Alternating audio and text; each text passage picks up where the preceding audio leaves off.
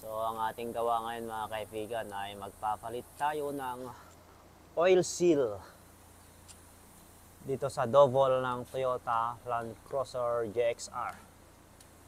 So ayan, natanggal na yung kanyang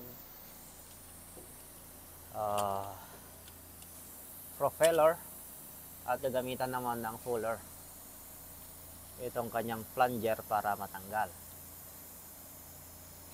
Yan, ginagamitan ng fuller para matanggal itong plunger. Makikita nyo.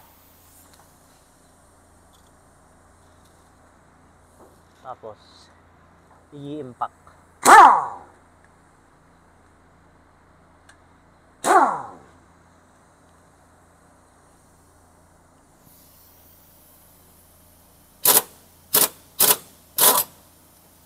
Ayan, tumulo na.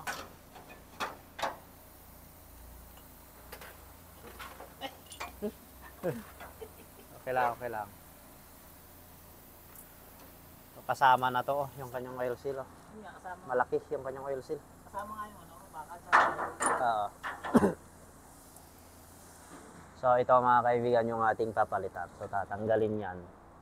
So papakita namin sa inyo kung paano tanggalin ni Sir Lascano yan. So sisikwatin niya lang yan. Ayan. Gamitan mo ng konting puwersa kasi bakal yung kanyang oil seal. Ayan. So ito na yung kanyang oil seal mga kaibigan. Natanggal na. So ganito yung oil seal ng ating dovol.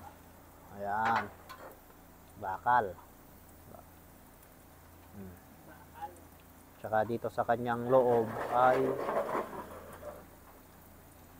ito na yung rubber. Ayan. Ang daming lumalabas na gear oil.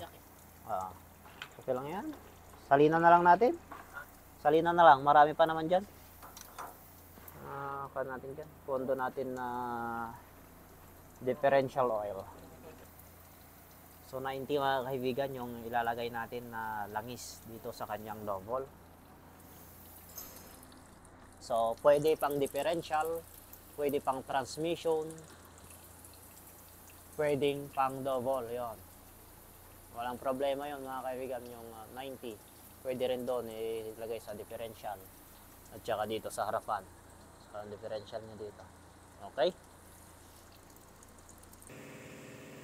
So ito na mga kaibigan yung bago niyang oil seal.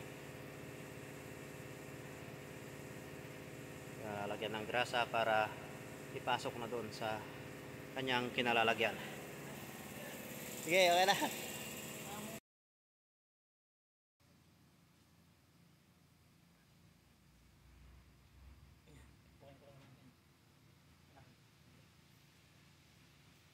Yung luma niyang oil seal.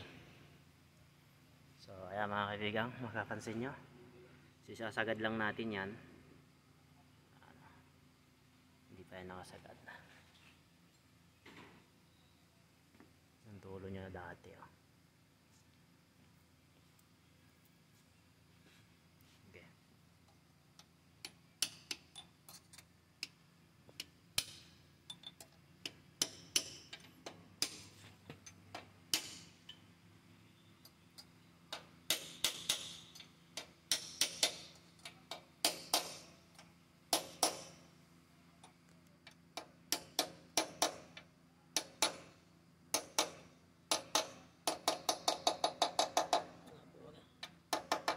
Madali maglagay ng ganyang oil seal, no?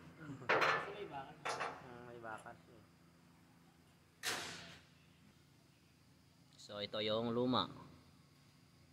Nakaganyan din yan dati.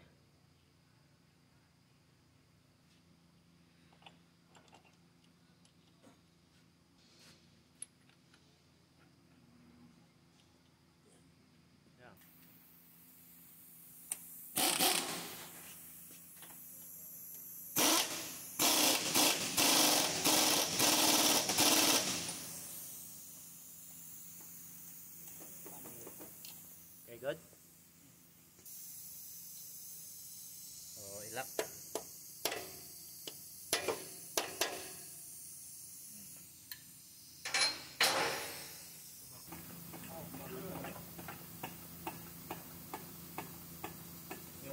iwan yung ano yun.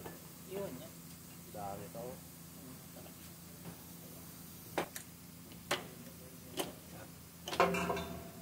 Sa 3.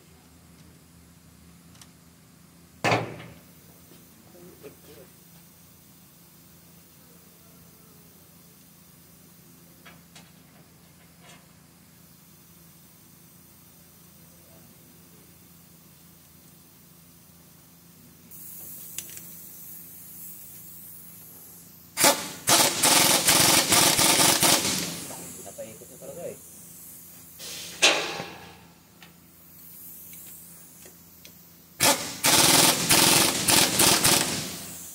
Sahay na talaga nito.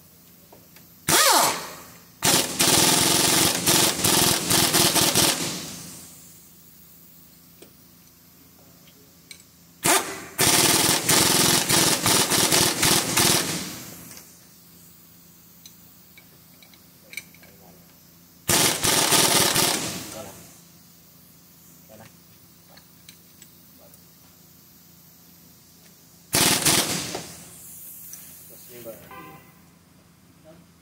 Ah.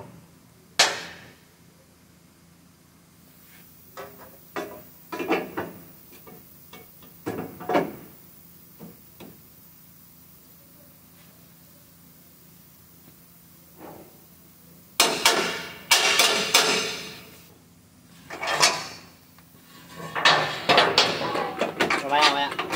Wala pa dito. Ya. Wala mo pala, Chok.